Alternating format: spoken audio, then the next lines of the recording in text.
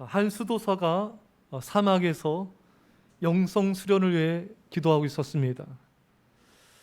금식 기도를 열심히 하고 있는데 이 광경을 지켜보던 마귀가 어떻게 해서든 유혹해서 그의 기도를 방해해야 되겠다. 이렇게 마음먹고 이 마귀는 먼저 아주 맛있는 음식으로 배고픈 수도사를 유혹했습니다. 그러나 수도사는 끄떡도 없는 거예요. 그 다음에는 의심, 공포, 유교, 물질, 명예로 유혹해봤지만 이미 기도로 무장된 수도사를 꺾을 수는 없었습니다. 약이 바짝 오른 마귀가 최후수단으로 수도사에게 이렇게 속삭입니다. 당신의 경쟁자가 방금 당신의 교구 주교가 되었다더군. 이 수도사가 이 말을 듣고 얼굴이 불그락불그락 하면서 벌떡 화를 내서 일어나 버렸다는 거예요. 다 이겼는데. 그렇죠, 여러분? 시기 질투에 무너진 겁니다.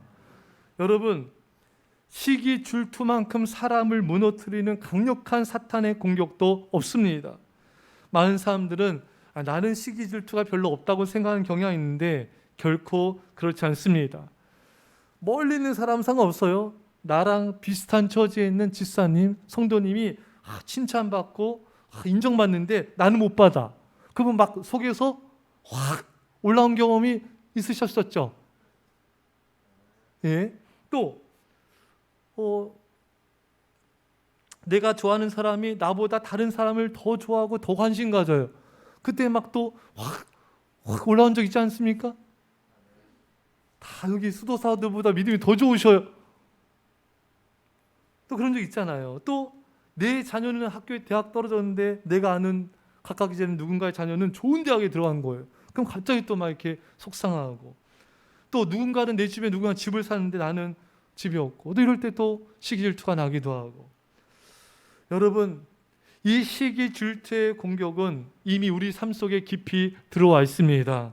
그래서 우리에게 많은 악영향의 데미지를 주고 있어요. 우리가 모를 뿐인 거죠. 여러분, 가인이 동생 아벨을 왜 죽인지 아시죠? 그 제사를 하나님이 아벨 건 받아주고 자기는 안 받아준 거예요. 그 시기 질투 때문에 동생을 죽인 겁니다. 여러분, 형제 간에도 시기 질투는 예외가 없어요, 여러분. 예. 또 사울 왕의 인생이 왜 이렇게 비참하게 몰락했습니까? 백성들이 다윗이 골리앗을 물리치고 왔을 때 다윗이 죽인 자는 만만이요, 사울이 죽인 자는 천천히다. 다윗을 자기보다 더 높이 칭찬했잖아요. 그러니까 이게 뒤집어진 거잖아요, 여러분. 이게 시기 질투에 이게 여러분 사람이 다 뒤집어집니다, 여러분. 예. 나는 괜찮아, 얘 없어요, 여러분. 요셉의 형들이 왜 또 요셉을 미워하고 구덩이에 쳐놓고 요셉을 애굽의 노예로 팔아버렸습니까? 시기 질투. 아버지 야곱이 요셉을 더 좋아하잖아요. 그에게 옷 주고. 그러니까 막 분노가 일어나는 거예요. 그러니까 여러분, 이 시기 질투는요, 형제 간에도 예의가 없고요, 뭐 가까운 사람도 예의가 없고요. 이 시기 질투가 모든 사람을 엄청나게 시험 들고 무너뜨리고 있는 것입니다. 사실 요셉은 잘못한 것도 없잖아요, 여러분. 아버지가 더 사랑하자 요셉의 형들이 상처를 받은 거예요. 제가 예전에 청년사회 갈 때 어느 예쁜 자매가 교회 왔어요. 그래서 열심히, 이 자매 믿음도 없어요. 근데 열심히 예배하고 기도하고 말씀 듣고 소모임 갖고 열심히 신앙생활해서 믿음을 키우고 있는데 주변의 여러 자매들이 이 자매를 시기 질투하는 거예요. 멀리하고 또 이렇게 배척하고 이런 거예요. 문제는 어디서 왔는가? 어디서 왔죠? 이 예쁜 자매 곁으로 달려드는 늑대 같은 남자 청년들이 문제였어요. 하여튼 예쁜 자매만 교회 오면은 그냥 그 주변에 계속 어슬렁거리는 거예요. 그 안 예쁜 자매들 옆에는 관심도 안 갖고, 이게 너무 티가 나니까 그 안 예쁜 덜 예쁜 자매들이 그렇게 이 예쁜 자매를 공격하고 쪼려보고. 이 자매가 여러분 잘못한 게 없잖아요. 예쁜 게 죄예요? 그 남자들의 문제야. 남자들이 그 예쁜 자매 옆에서만 계속 이렇게 왜 이렇게 주변에 몰려들까요? 왜 그럴까요? 그 나머지 자매들이 소위가 상처를 받고 막 그 남자 청년들을 막 그 여자를 막 그냥 미워하게 되는 거예요.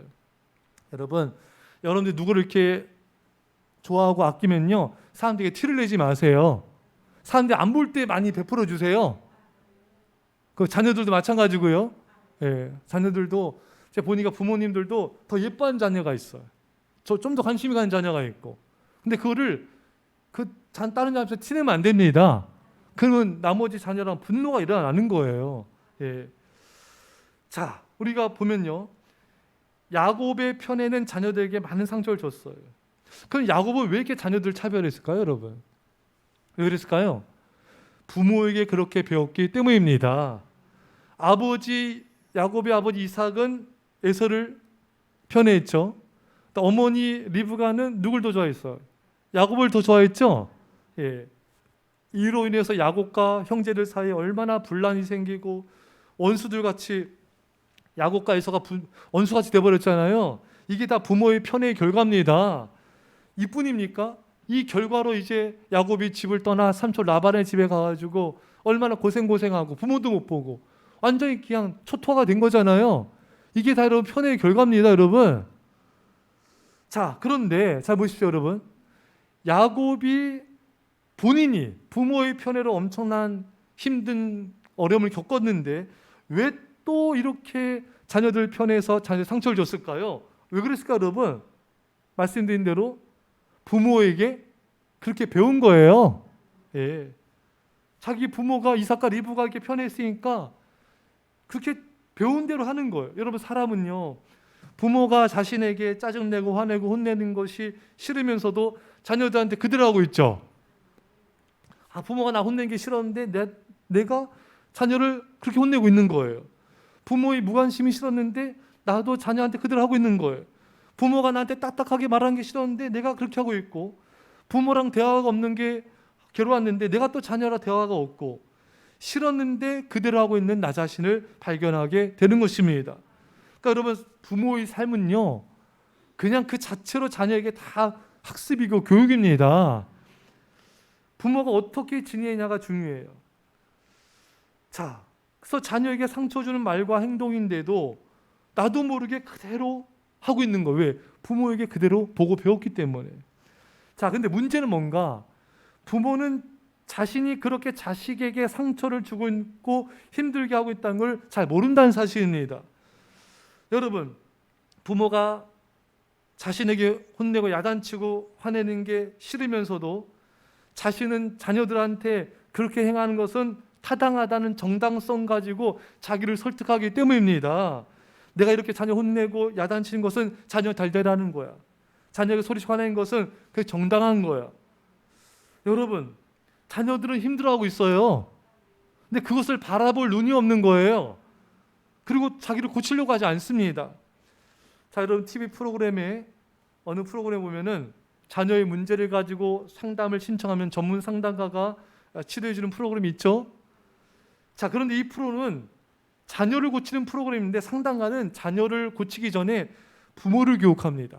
부모가 변화가 돼요. 그래서 부모가 자녀들을 달라진 모습, 사랑으로 대하는 거예요. 그래서 자녀가 고쳐지는 겁니다. 이 전문 상담가는 부모와 함께 뭘 보죠? VCR을 보죠. 자기가 자녀들한테 어떻게 말하고 행동하는지를 이렇게 같이 보지 않습니까?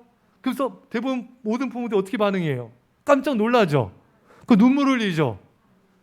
자신이 자녀한테 함부로 대하고 말하고 함부로 행동하고 성질내고 소리치고 애들은 상처받고 그 결과는 난폭해지고 이걸 보면서 깜짝 놀라는 거예요. 내가 저렇게 자녀들에게 마음 아프게 말하고 행동했었구나. 그걸 몰랐던 거예요. 그렇죠, 여러분? 모르고 처음으로 제대로 알게 된 거예요. 만약에 여러분 전문 상담가의 도움받아서 VCR을 보면서 자신을 객관적으로 보지 않았더라면 그 부모들은 계속해서 상처 주면서 상처 준지도 모르고 지냈을 것입니다. 여러분, 오늘날 많은 부모들이 이러해요. 자녀들한테 많은 상처를 주고 있는데도 정작 부모 자신은 몰라요. 제가 부교육자 때부터 목자면 느낀 것은 많은 부모들이 자녀들에게 소리치고 함부로 대하고 윽박 지르고 저렇게 하면 아이들이 상처받고 그 상처가 부모에게 다 돌아올 텐데 굉장히 힘들어질 텐데 그걸 알려줘도 잘 못 깨달아요. 그럼 언제 깨닫는가? 자녀들이 걷잡을 수 없이 뻗나가게 돼요. 문제를 일으킵니다. 반항합니다. 심각한 증사들이 이제 보이게 돼요. 여러분, 지금 어리니까 안 드러나니까 괜찮지. 그 굉장한 오산입니다. 어떤 분은요, 어떤 사람은 중고등학교 때, 어떤 사람은 청년 때, 어떤 사람은 30대, 어떤 사람은 40대 폭발을 해요. 부모가 피눈물 나요. 예, 그건 돌아오게 돼 있어요. 예. 근데 많은 부모들이 오늘날 그들의 부모에게 어떻게 올바르게 자녀 교육을 양육해야 되는지를 잘 몰라요. 예, 못 배웠어요. 그러니까 자녀들한테도 어떻게 하냐면은 그냥 부모한테 배운 거 그대로 하는 거예요. 또 몇 가지 주워 들은 걸 하는 거예요. 근데 그게 전혀 성경적인 그런 교육이 아니거든요. 그냥 자기 감정대로, 자기 성격대로 자녀에게 쏟아붓고 자녀에게 많은 상처를 주는 것입니다. 그래서 하나님께서 에베소서에 부모에게 요구한 게 뭐예요? 너희 자녀를 노엽게 하지 말라. 너무나 많은 부모들이 자녀들을 노엽게 하고 상처를 주고 있어요. 그래서 하나님이 제일 원하신 게 뭐냐면은 자녀를 상처 주지 말라는 거예요. 자녀들에게 상처 주어서 자녀들의 말과 행동이 어긋나기 시작합니다. 부모의 말을 안 듣기도 하고 삶의 균형이 무너지고 자녀들이 늦게 자고 늦게 일어나고 말과 행동이 뻗나가고 핸드폰 게임에 빠지고 부모와의 건강한 대화가 안 되고 친구와의 관계에서도 문제가 발생합니다. 오늘날 이런 모습을 너무나 많이 보게 되는데 이 모든 것이 부모가 바른 신앙훈련과 바른 양육을 하지 않고 풍성한 사랑을 베풀지 않았기 때문에 생겨나는 결과인 것입니다. 부모가 자녀들에게 많은 상처를 주어서 이런 이상 행동들이 나타나게 되는 거예요. 자, 그러면은 자녀들이 언제 부모들에게 상처를 받고 분노하는가? 첫째, 부모가 자녀에게 부당한 것을 강요하고 억압을 할 때 자녀를 노엽게 하는 것입니다. 자, 절 보세요. 많은 부모들이 자녀들이 힘이 없으니까 강압적, 억압적, 신경절적으로 반응을 해요. 얘기를 애들한테 대합니다. 자, 근데 여러분 입장 바꾸면은 답이 금방 나와요. 여러분들이 자녀한테 이렇게 막 신경질적으로 막 하는 것을 누군가가 나한테 한다. 그럼 막 화가 치미겠죠? 분노가 올라오지 않겠습니까? 근데 애들은 힘이 없다는 이유로, 애들 힘이 약하잖아요. 말로 이기겠어요? 힘으로 이기겠어요? 그렇잖아요? 그러니까 애들한테는 이렇게 함부로 하는 거예요. 근데 여러분 입장 바꾸면은 답이 나와요. 누가 나한테 이렇게 대하면은 굉장히 화가 나고 그 사람 보지도 않을 거예요. 여러분, 근데 그런 행동을 오늘날의 많은 부모들이 자녀들에게 계속하고 있는데 여러분 그런 행동을 멈출 수 있기를 축원합니다. 그것을 계속하게 되면요, 애들은 상처받으면서도 말을 못해요. 말 표현이 어른들처럼 이렇게 자기 표현을 잘 못해요. 그럼 계속 상처받고 괴로워하고, 또 애들도 이제 그런 거 어떤 게 표현하는 애도 있는데 이제 말 못하고 속으로 이렇게 하는 애들이 있어요. 그럼 그런 애들은 계속 안에서 상처받고 괴물이 커져가는 거예요. 그 괴물은 튀어나옵니다. 그래서 또 부모를 핥히게 되는 거예요. 둘째, 부모가 자녀들의 마음을 잘 이해하지 못할 때 상처받아요. 디모데서에 보면 마지막 때의 특징이 어떻다 했죠? 자기를 사랑하고. 요즘 시대의 부모는 참 희한하게 자녀들의 마음을 잘 헤아리려고 하지 않아요. 부모들이 자기가 마음이 먼저예요. 자기 마음을 먼저 헤아려요. 자녀들한테도 자기 뜻 말하기 바빠요. 그래서 자녀들이 많은 상처를 받는다는 것입니다. 셋째로, 부모가 자녀들을 자신의 소유물로, 자신의 도구로 삼으려고 할 때 상처를 받는다는 것입니다. 자신의 마음대로 움직이려고 하고 자신의 기준대로 하려고 하고 억압하고 했을 때 그 애들이 상처받는 거예요. 또 자신의 못다한 꿈과 하늘을 풀어주려고 할 때 그때 또 상처를 받게 됩니다. 넷째, 자녀들은 부모님의 따뜻한 사랑이나 관심을 받지 못할 때 상처를 받습니다. 꼭 혼을 내고 야단치고 윽박질러야지만 상처받는 게 아니라 자녀가 마땅히 부모로부터 받아야 될 풍성한 사랑을 받고 관심을 받지 못하면 상처를 받는다는 것입니다. 많은 부모들이 돈 번다고 바빠가지고 애들과 잘 못 돌봐요. 그럼 애들은 계속 상처를 받고 있는 거예요. 계속 데미지를 받고 있는 거예요. 그래서 유대인들은 아무리 바쁜 편에도 그냥 집에 들어와서 저녁 애들과 식사하면서 1시간 넘게 애들과 충분한 대화를 날마다 합니다. 그러니까 애들이 건강하게 자라는 거예요. 예. 만몬신 때문에 애들이 이래서 안 됩니다. 다섯째, 부모님의 칭찬과 인정함을 받지 못할 때 분노가 일어나게 됩니다. 여러분, 우리 인간은요, 하나님의 형상을 따라 지음받은 존귀한 존재입니다. 근데 이 부모님들이 자녀들의 자존감을 높이는 칭찬과 격려하기보다는 나무라고 비판하고 혼내는 것이 일상화되어 있음을 보게 돼요. 그러면 애들이 얼마나 이 자존감이 무너지고 의기소침해지고 상처를 받게 되는 것이죠. 여섯째, 자녀들 가운데 차별 대우를 받을 때 상처와 분노가 일어나게 된다는 것입니다. 자, 여기서 우리가 중요한 점은 우리 몸에 이상 증세가 있으면 병원 가서 의사 선생님이 그걸 고치는데, 부모들은 자녀들에게서 이상 증세가 나타나요. 이제 말, 행동, 삶에서 이제 뻗나가고 여러 가지 이제 안 좋은 모습이 드러나요. 그럼 그걸 고쳐줘야 되는데 오히려 더 자녀를 나무라는 모습을 많이 보게 된 것입니다. 이게 어이가 없는 것이, 부모로 인해서 상처받아서 자녀가 아파하면은 치료를 해줘야 되는데 치료해주기보다는 너 왜 또 그러냐고 야단치고 혼내고 윽박지르니 자녀에게 2차, 3차, 4차의 가해를 하면서 상처를 주고 있는 것입니다. 오늘날 대부분의 부모가 많이 이런 모습을 보이고 있어요. 자, 이제 우리가 바뀌어야 됩니다.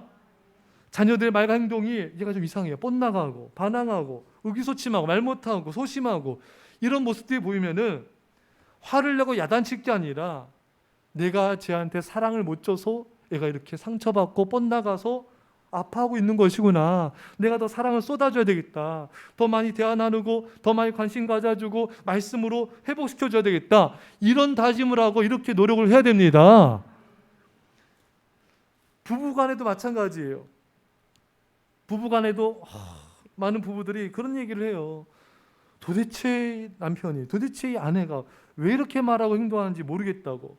그럼 여러분, 그 부분이 연약한 부분이에요. 그러면 내가 더 사랑해줘야 되겠다. 그 부분에서 내가 더 기도해줘야 되겠다. 내가 더 치유해줘야 되겠다. 이런 마음으로 노력을 해야 됩니다. 근데 많은 부부들이 그렇게 반응하지 않고, 이 사람은 왜 이러나? 왜 이해가 안 돼? 도대체 왜 저렇게 하는 걸까? 이렇게 반응하면서 힘들어하고 어려워하고 심지어 헤어지기까지 하는 경우들을 보게 돼요. 이것은 가정에 대한, 부부에 대한 전혀 이해가 없는 무지와 오해의 결과인 것입니다. 자, 봅시다. 창세기 20장 20절에 돕는 배필이 없으므로 아담이 부족해요. 도와줘야 돼요. 그 사람이 돕는 배필로 하와를 주셔서 결혼하게 하시고 가정을 이루게 하신 것입니다. 여러분, 하와를 왜 지으셨다고요? 아담의 부족한 점을 도와주라고. 왜 결혼시켰다고요? 아담이 들떨어진 부분이 있으니까 채워주라고. 자, 이제 대답해 보세요. 아내는 왜 지어졌습니까? 아내는 지금의 남편을 왜 만났습니까? 행복하려고? 아니에요. 남편의 부족함을 메워주고 섬기라는 것입니다. 이게 결혼이에요. 요즘 많은 부부들이 상대방의 부족함 때문에 다투고 헤어지는 걸 보게 되는데, 전혀 하나님의 창조 질서를, 가정의 원리를 모르는 거예요. 상대방이 부족해서 결혼시킨 거예요, 여러분. 그 남편이 부족해서 아내가 섬기라는 것이고, 아내가 부족해서 남편이 섬기라는 겁니다. 그것 때문에 결혼시킨 거 아시겠죠, 여러분? 그 남자 잘나고 멋지고 돈 많고 유머러스 해서 그래서 결혼시킨 게 아니에요. 그 사람을 섬기라고, 그 사람을 메꿔주라고, 그래서 가정을 이루게 하신 것입니다. 똑같은 원리가 자녀에게 적용됩니다. 자녀가 부족하고 연약해요. 그래서 부모를 만나게 하신 겁니다. 부족해도 내 자녀, 연약해도 내 자녀 아니겠습니까? 그걸 품어주고 사랑해주고 바른 신앙으로 양육해 주라는 것이 바로 부모인 것입니다. 부모는 자녀를 품고 사랑하는 자입니다. 비판하고 뭐라하고 야단치고 상처 주라고 부모 위치를 준 게 아니에요. 격려하고 칭찬하고 양육해야 되는데, 격려와 칭찬 없이 또 그런 방치하라고 또 부모를 세운 것도 아닌 것입니다. 사랑하는 성도 여러분, 부모는 자녀를 품는 자입니다. 끊임없이 이해하고 격려하고 돌봐주고 사랑해 주라고 부모의 자리를 주신 것입니다. 제가 타교의 어느 성도님이 간증한 걸 들었어요.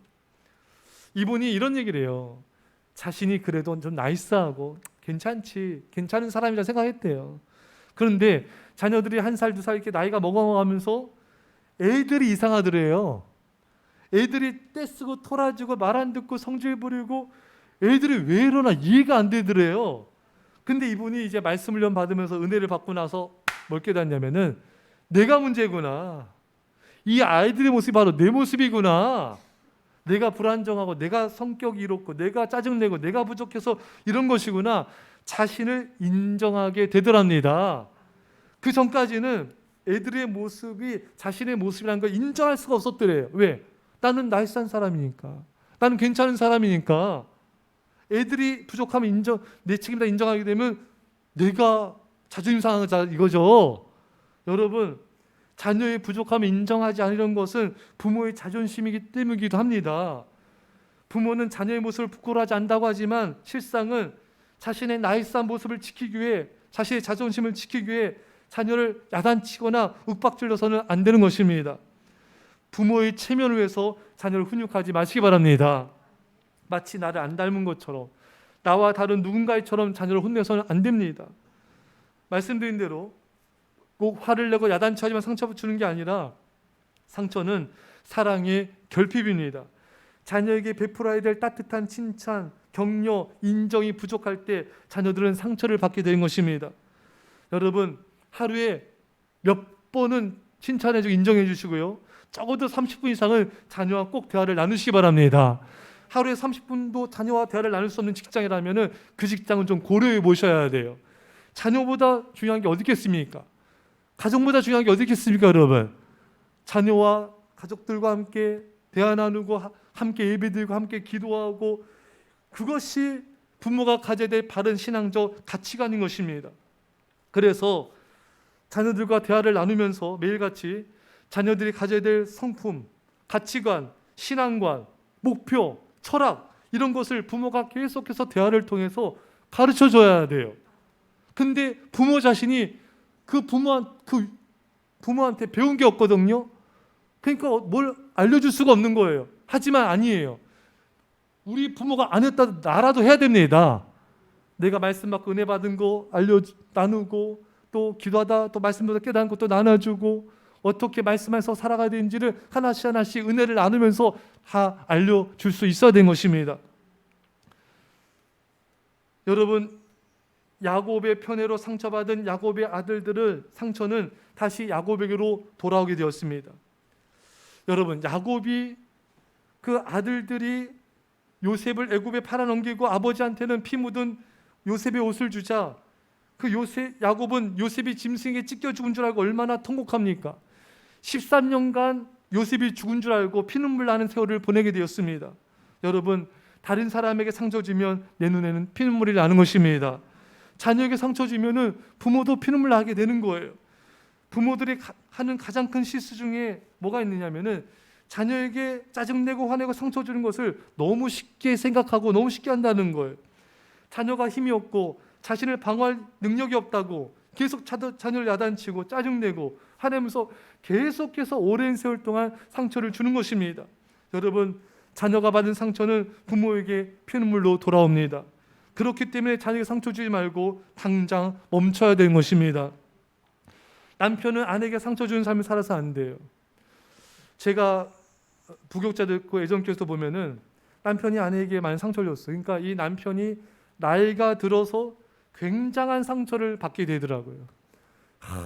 그거를 알았더라면 이렇게 상처 안 줬을 거예요. 근데 정말 죽을 만큼 힘들 정도로 그 남편이 상처를 받는 일들이 계속 생기더라고요. 여러분, 남편들 아내에게 상처 주지 마시기 바랍니다. 아내도 마찬가지예요. 남편에게 상처 주면 그게 돌아오게 되는 거예요. 여러분, 부모들은요, 여러분들도 여러분들의 부모에게 상처받는 게 되게 싫었을 거예요. 서두에 말씀드린 대로 되게 싫었는데 내가 그 행동을 자녀에게 그대로 하고 있는 거예요. 그러니까 내가 받은 상처가 자녀에게 그대로 전해주고 있는 겁니다. 여러분, 오늘 이 순간에 이 악순환의 고리를 끊어버릴 수 있기를 축원합니다. 축원합니다. 자녀들이 부모님 보기에 안 좋은 말과 행동을 한다, 이거는 상처받았음을 의미하는 거예요. 아이들이 엄마 아빠한테 반항하고 거칠게 말하고 예의 없게 하고, 물론 이것은 다 자녀들의 잘못이에요. 하지만 그들은 부모에게 상처받아서 소리 지르고 있는 겁니다. 엄마 아빠, 저에게 더 이상 뭐라고 자꾸 비판하며 화내지 마세요. 전 지금 상처받고 있어요. 제 마음이 아파요. 절 도와주세요. 도움을 청하고 있는 겁니다. 이 아이들이 지금 삐뚤어져 어떤 말과 행동을 통해서 SOS를 보내고 있는 거예요. 날 도와주세요. 그 안아줘야 되는데 많은 부모들이 이 자녀들이 이렇게 뻔난 모습 볼 때 더 소리치고 더 엄하게 대하고 더 상처 준 걸 보게 됩니다. 그럼 더 삐뚤어지는 거예요. 솔로몬의 자녀 르호보암이 왕이 됐을 때 백성들이 왕에게 가서 너무 일이 무겁습니다. 좀 가볍게 해주세요. 그런데 르호보암은 더 엄하게 됐습니다. 오늘날의 많은 부모들이 르호보암 같습니다. 자녀들이 아파서 괴로워서 어떤 액션들과 말을 하면은 그러면은 그게 부모한테 상처받아서 그런 건데 또 그것을 보면서 또 더 소리치고 더 야단을 치는 거예요. 자녀들은 지금 내가 너무 힘드니까 나를 좀 살려주세요 이렇게 외치고 있는 건데 그 자녀들의 그런 부족한 모습 보면서 더 르호보암 왕처럼 나무라고 혼내고 소리치니 더 힘든 결과를 갖고 오는 것입니다.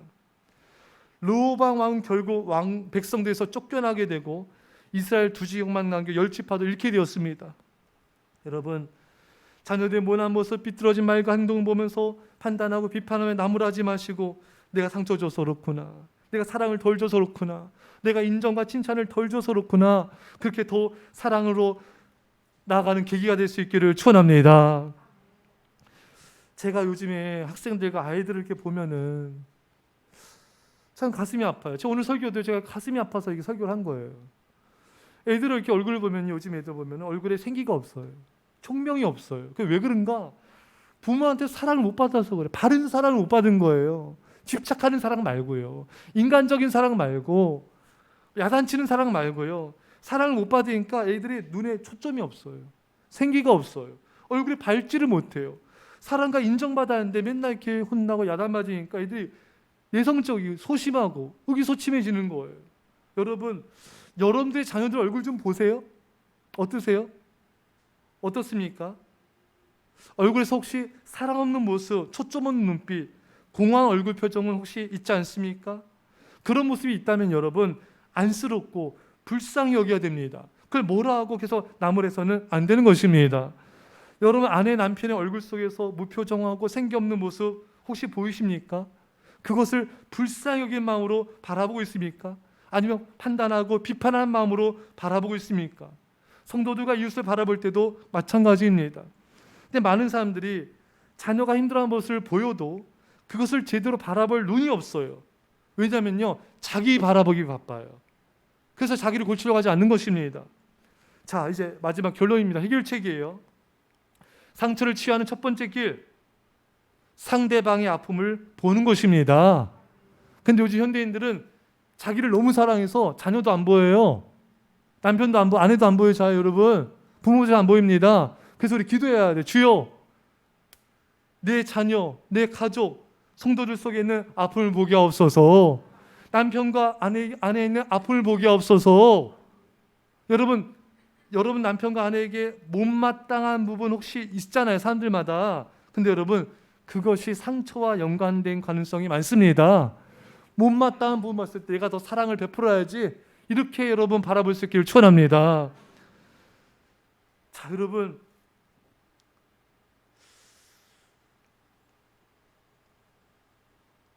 내 안에 주님의 사랑이 부어져야 그제서야 보여요. 내 안에 사랑이 없으면요, 보이지가 않아요. 그래서 우리는 기도해야 돼요. 주여, 제게 주의 사랑을 부어 주옵소서. 이 사랑으로 그 사람 안에 있는 상처가 보이게 하시고 어루만진 자가 되게 하여 주옵소서. 둘째로, 어떻게 하면 치유가 일어나는가? 상대방을 변화시키는 것을 중단하십시오. 다른 말로 내 자신이 먼저 변화되면 됩니다. 여러분, 우리가 자꾸 상대방을 변화시켜 보겠다고 하면서 상처받는 거예요. 배우자를 자꾸 내가 변화시켜야지, 고쳐보겠다고 하면 노력할수록 상처를 받는 거예요. 상대방도 나도. 그러지 말고 여러분, 더 사랑을 하세요. 그럼 상대방이 조금씩 변화됩니다. 여러분, 자녀를 변화시키려고 막 윽박지르고 하지 마세요. 그럼 더 어긋납니다. 더 뻗나갑니다. 내가 더 변화돼서 더 사랑 베풀고 관심 베풀고 더 기도해주고 내가 변화되면요, 자녀도 조금씩 변화됩니다. 할렐루야. 제가 요즘에 참 감사한 게, 우리 성도님 간증 들을 때 그래도 부모님이 예배생활, 기도생활, 말씀생활을 열심히 하고 하는 사랑을 노력하니까 자녀들이 조금씩 변화가 되고 밝아지고 치유가 된 것을 보게 됩니다. 사랑하는 성도 여러분, 우리는 자꾸 상대방을 변화시키려고 그래요. 여러분, 하나님은요 먼저 내가 변화되기 원하십니다. 우리에게 말씀하신 것은 우선 너부터 변화되라 이거예요. 상대방의 눈에 있는 들보, 널판지를 빼려고 하지 말고 너희 티끌을 빼라. 그래야지 밝히 보리라. 자꾸 부모가 자녀들 널판지 빼려고 하니까 이게 안 되는 거예요. 자꾸 아내가 남편 널판지 빼려고 하니까, 남편이 아내 널판지 빼려고 하니까 이게 또 어긋나는 거예요. 이게 다 문제의 시작입니다. 이게 상처의 시작이에요. 내가 변화되고 내가 노력하면 거기서부터 치유의 시작이 일어납니다. 웨스트민스터 사원에 묻힌 어느 성경의 주교에 이런 글이 있죠. 내가 젊어 무한한 상상력을 가졌을 때 나는 세상을 변화시키겠다는 꿈을 가졌다. 좀 더 나이가 들고 지혜를 얻었을 때 나는 세상이 변하지 않으리라는 것을 알게 되었다. 그래서 나는 내가 살고 있는 나라를 변화시키겠다고 결심했다. 그러나 그것 역시 불가능한 일이었다. 황혼이 되었을 때 마지막으로 나와 가장 가까운 가족을 변화시키겠다고 마음을 정했다. 그러나 아무도 달라지지 않았다. 이제 죽음을 맞이하는 자리에서 나는 깨닫는다. 만일 내가 나 자신을 먼저 변화시켰더라면 그것을 보고 내 가족이 변화되었을 것을, 또한 그것에 용기를 내어 내 나라를 더 좋은 곳으로 바뀔 수 있었을 것을 누가 아는가? 그러면 세상까지도 변화되었을지. 할렐루야. 사랑하는 여러분, 말씀드린 대로 상대방을 바꾸려고 자꾸 하면 상처가 생기고요, 내가 사랑하려고 하면은 그 상처가 치유되기 시작합니다. 나 자신의 변화에 먼저 초점을 맞추십시오. 그래서 소크라테스도 너 자신을 알라. 여러분, 우리 자신이라는 게 너무너무 중요해요. 왜? 사람은요 자기 합리와 변명의 달인들이에요. 그게 바로 납니다. 여러분과 전 달인들이에요. 뭐의 달인이라고요? 변명, 핑계, 자기 합리의 달인들이에요. 그래서 제일 힘든 게 뭐냐면요, 내가 나 자신을 정직하게 들여다보는 게 제일 힘들어요. 그리고 가장 용기를 내야 될 게 바로 나 자신을 들여다보는 겁니다. 내 부족함을 인정하게 되면은 내가 잘못 살았나? 내가 애들 잘못 교육시켰나?